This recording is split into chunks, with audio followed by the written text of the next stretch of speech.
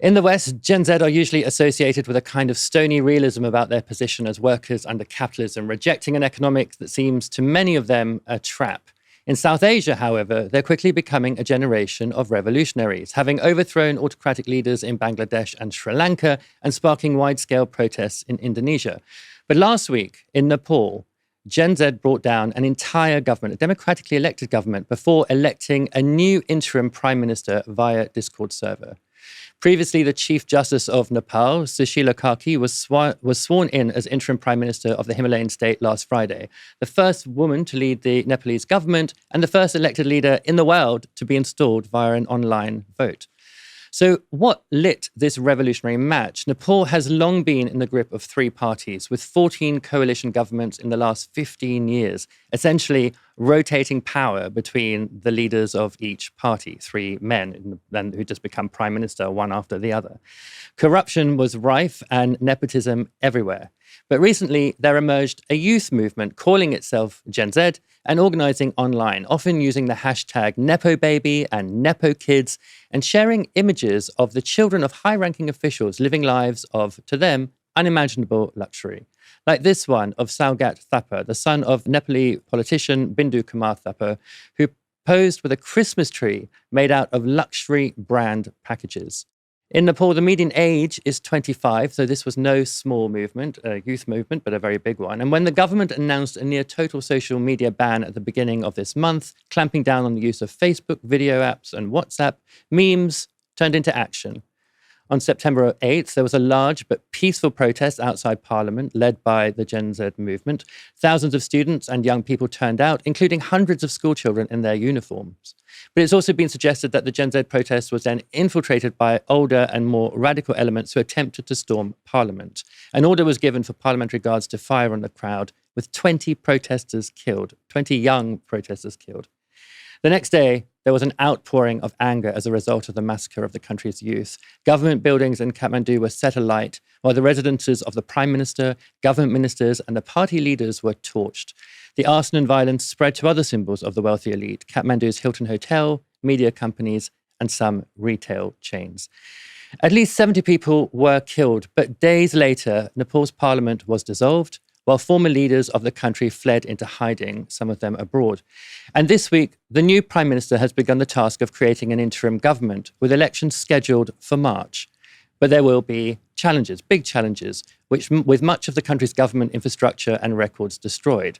At her own oath-taking on Saturday, new Prime Minister Sushila Karki said this: "All the institutions responsible for running the country and documents were destroyed. We are in a zero state." Earlier today, I was joined by Dr. Chandani Thapa and rapper OMG Spark, just two of the many thousands of young Nepali demonstrators who took part in the protests that brought down the government. I started by asking them what Nepal is like now in the wake of those protests. I think it's more peaceful right now. From the last week from the protest, that everything was like vandalized and like there was no traffic, there was so much pollution, people all around, like the road was like really not that clean, but it's settled now. It's like really peaceful right now. So yeah. Like September 8th and 9th was pretty traumatizing, to be honest. A lot of terror, a lot of vandalization, basically a social fallout, 2 days, even third and the fourth day, I'd say. But then it is quite surprising to see people are, already going back to their lives. Roads are back to normal. I mean, there are some peaceful candle programs and, like a tribute program that's going around the city, but then it is back to normal, to be honest. Everything is the way it is, to be honest. And it amuses me. Chandani, could you give us like some of the background to the protests on the 8th or the 9th? Like the way the media has framed it here a lot is in terms of it was a social media ban that drove this. Is that right? Is that what it was, or was that just the trigger? I would not say it was just about the social media ban. It was just a trigger point. Yeah, definitely. It was just a trigger point. So, Spark, earlier you mentioned the 8th and the 9th. So tell me what happened on the 8th. I understand there was a peaceful demonstration. Right. What happened then? Well, just to add to the previous question, I think, like the system, the government, or the entire political system that we have in Nepal was like House of Cards.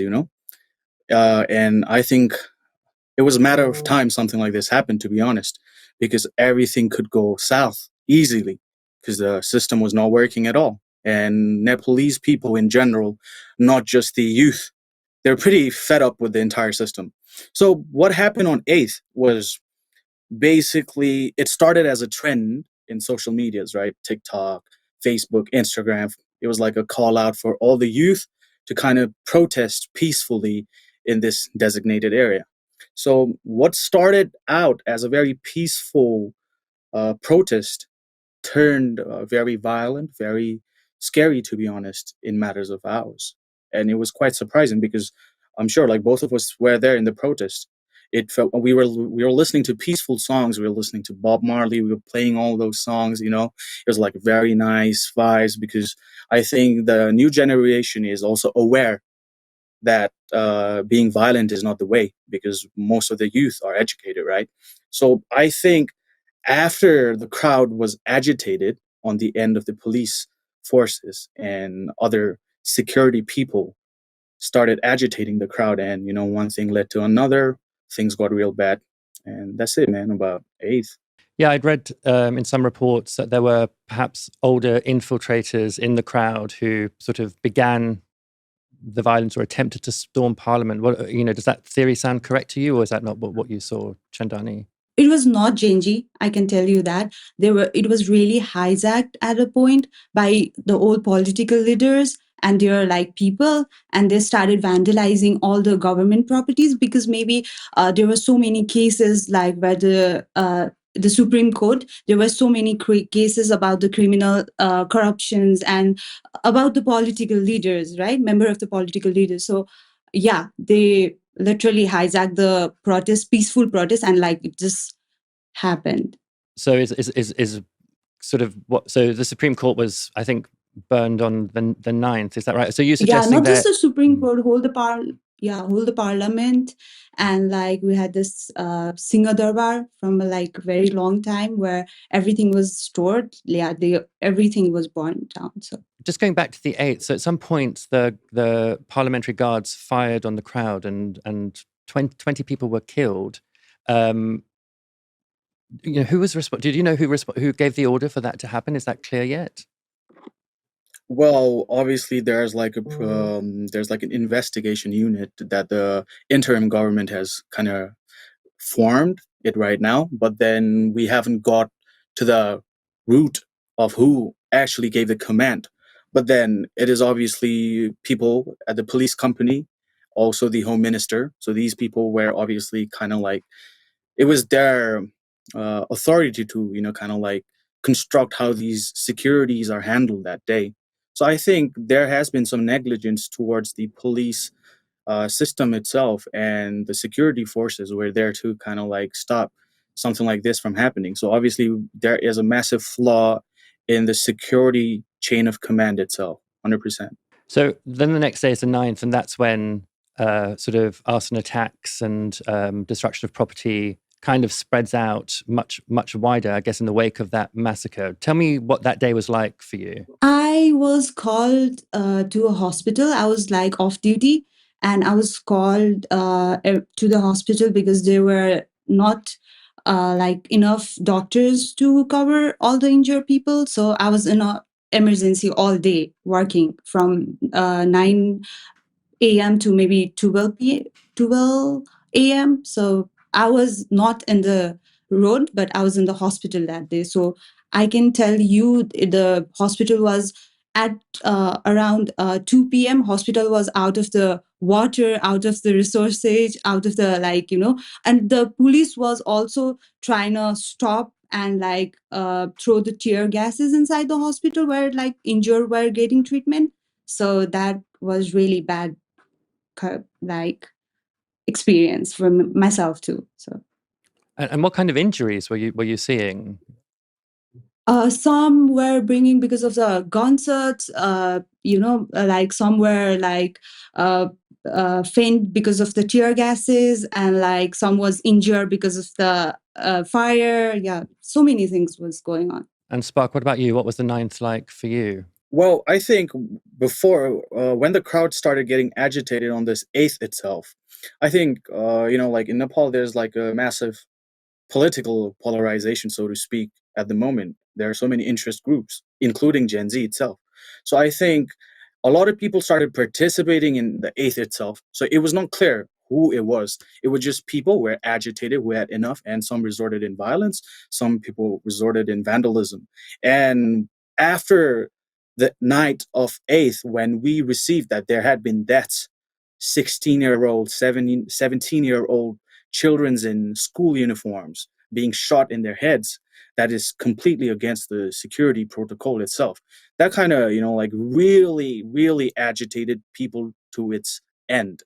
So 9th was complete a social fallout because people were super angry because like innocent people are dying like that. And I think what happened on 9th was completely a reflection of what kind of system that we had in place at the first place. Because if we had a good system, this could be something, it could have been avoided, right?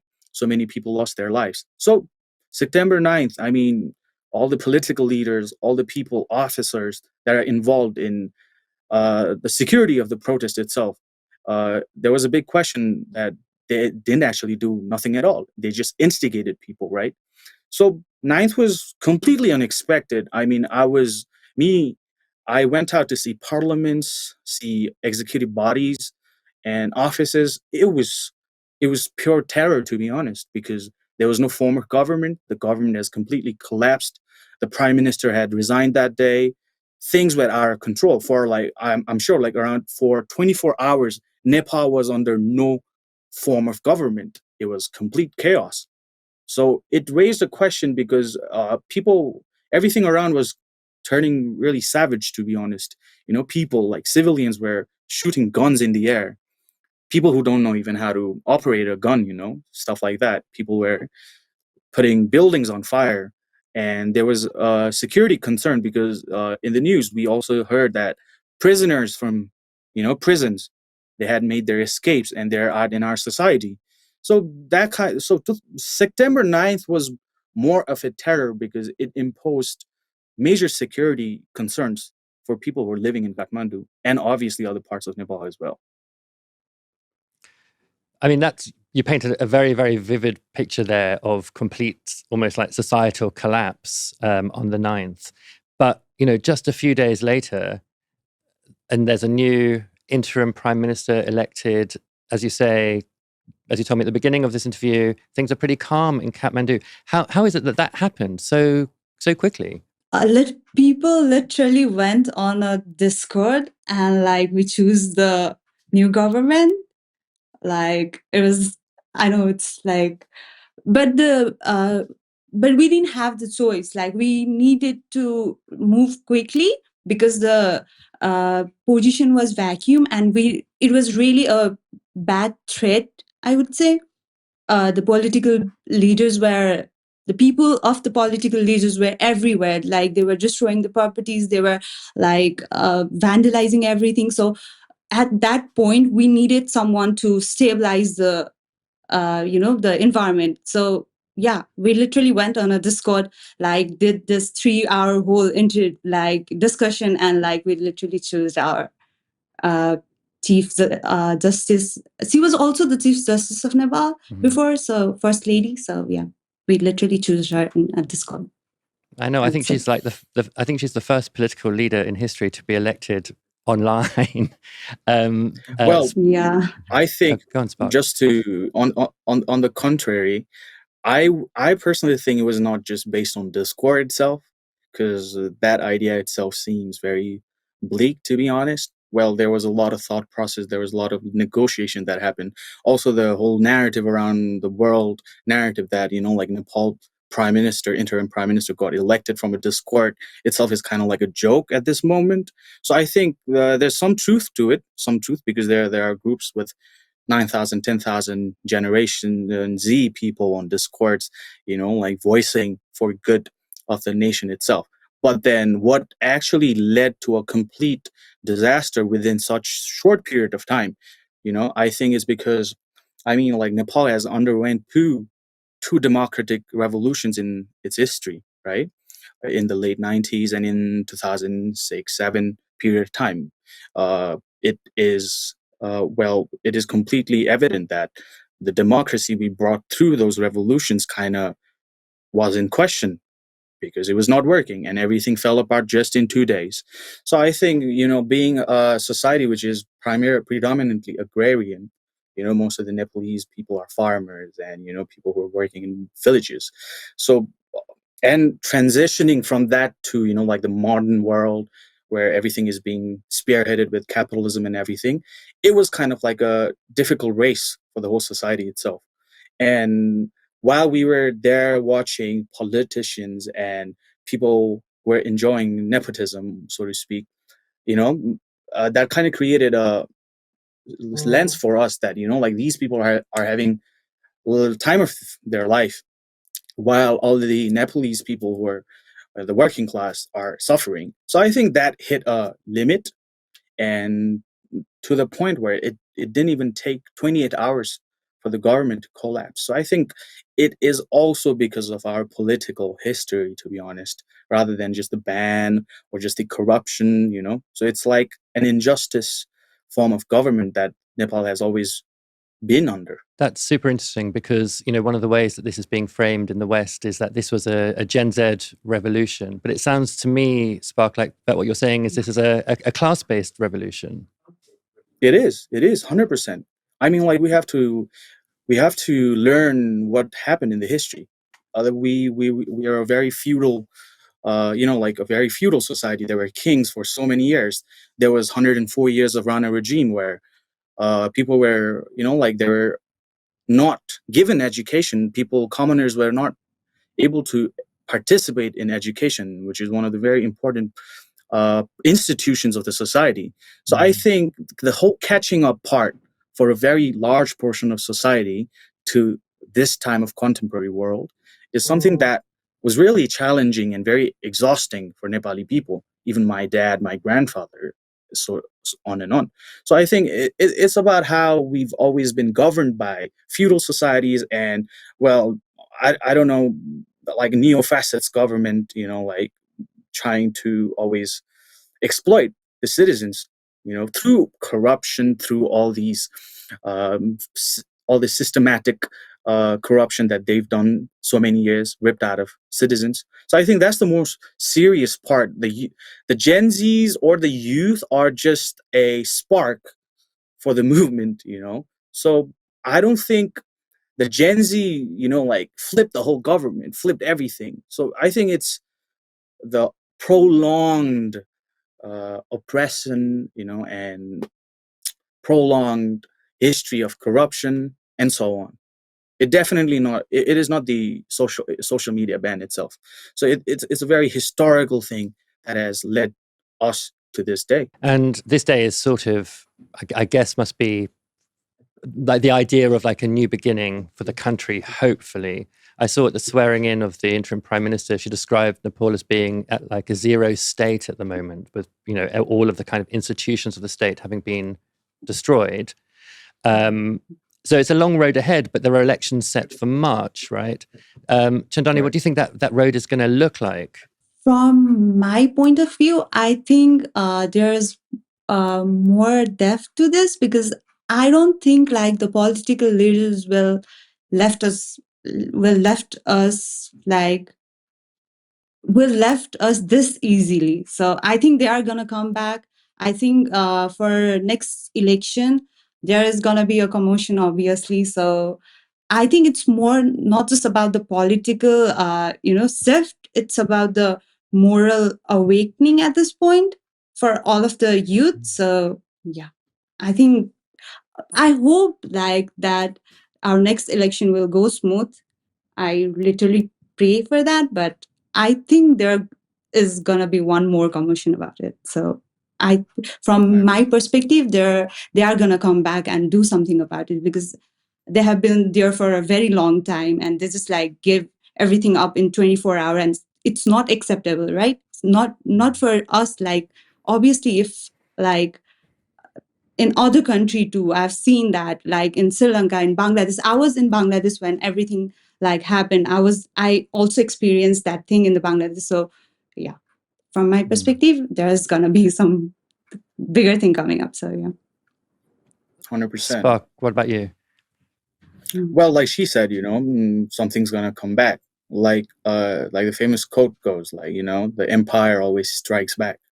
So it is obvious that the existing systems before the whole revolution, these people are going to strike back with their narratives. And also considering the fact that most of the voters in Nepal, they're largely people above 35, right? So it is also very alarming that most of the youth, Gen Zs, they don't have voter IDs, right?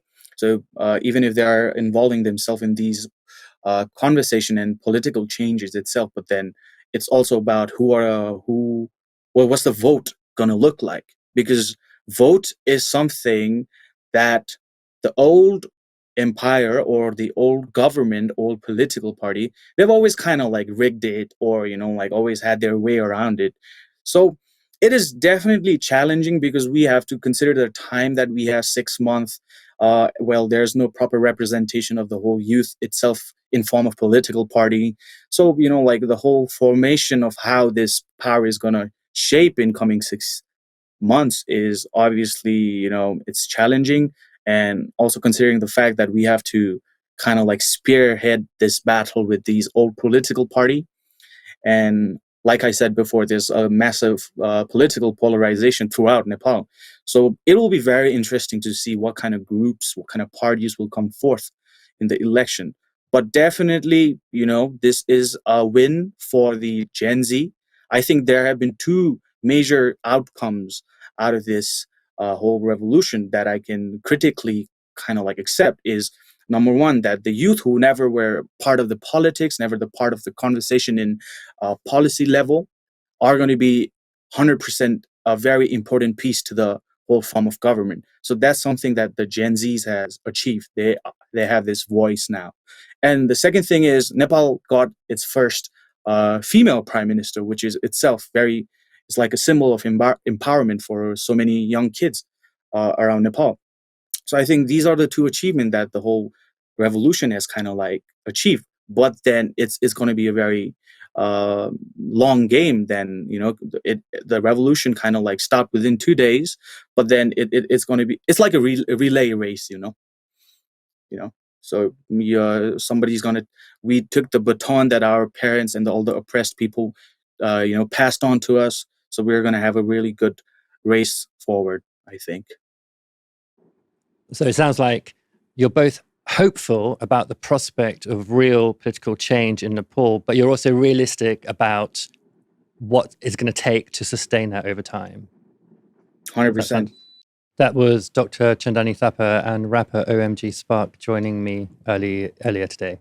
Now, it wasn't just young Nepali protesters who went viral during the country's youth protests. There was a young Brit there too. Travel vlogger Harry, whose account across social media is called We Hate the Cold, was traveling by moped from Thailand to the UK.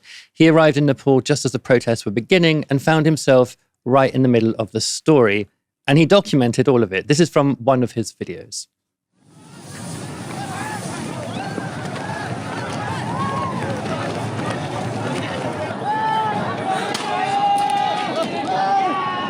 Country? From UK. UK? Yeah. Oh. What just happened in there? Explosions? That's burning. Burning? Yeah. Gas? Parliament burning. Yeah. Parliament burning? Yeah. Parliament is burning? Yeah. Parliament is burning. Parliament burning from we people. Yeah. Okay, man. Okay. Nice to meet you. Safe. Thanks. Please be safe. Okay.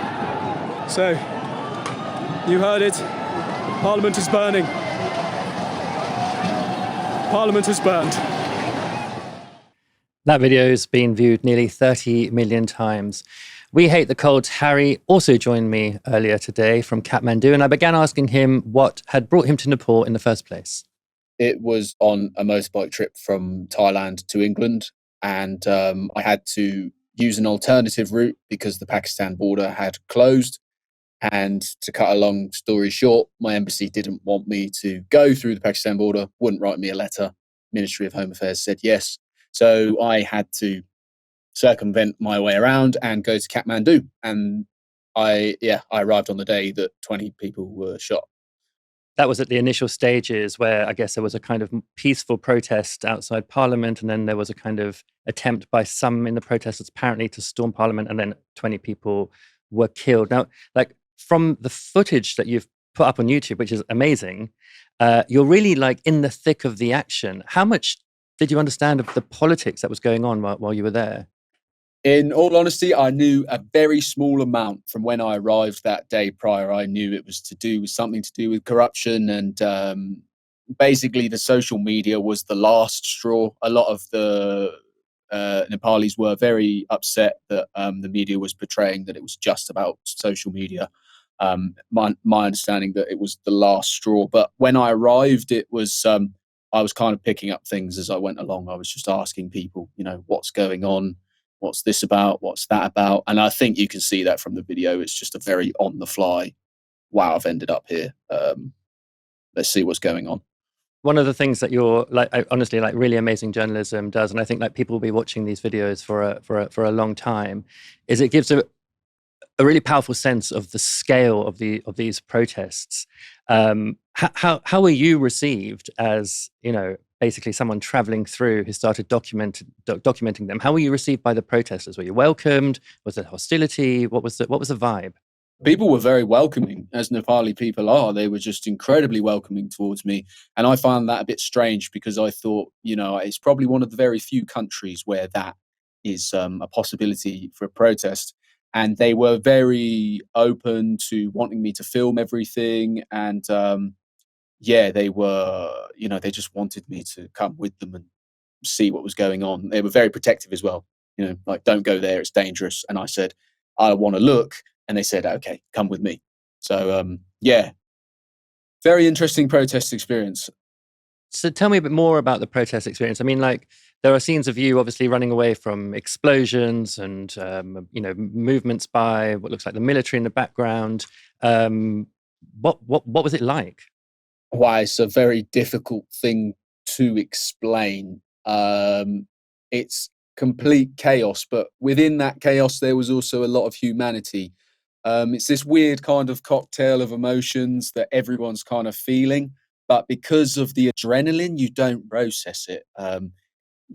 You're just witnessing what's happening in that moment, at that moment. You're very present with it. The way I would explain it to someone who has never, ever experienced this is if you've ever done, this is much lower scale, but if you've ever done a fighting sport and you've done Muay Thai or you've done boxing or something like that, it's kind of a bit like the first few hits, they scare you. It's you kind of want to get out of it. You want to run away. But after that, you're just in. And how have your videos gone down in Nepal?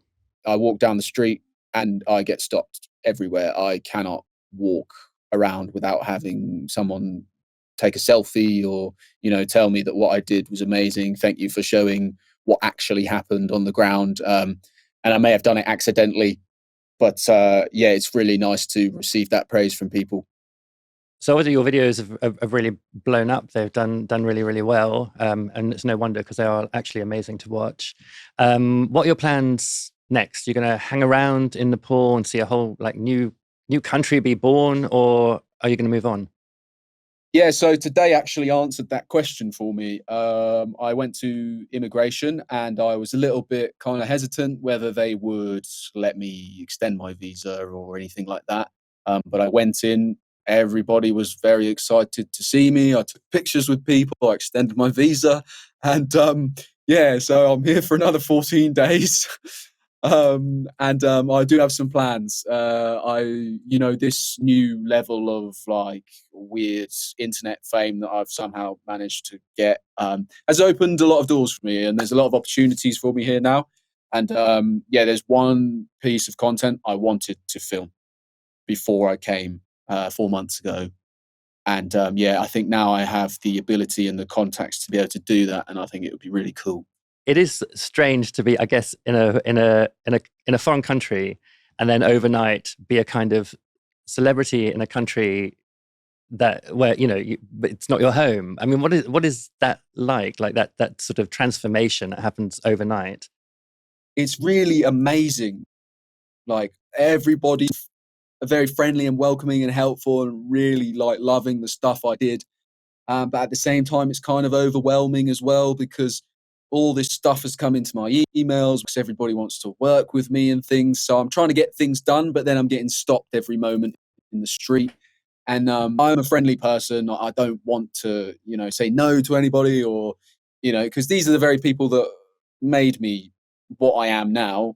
And yeah, they have been so friendly to me. I want to be friendly back, but yeah, it's a really strange feeling. I don't really know how to quite describe it. It feels very surreal. Almost all of my dreams of doing YouTube have come true just like overnight.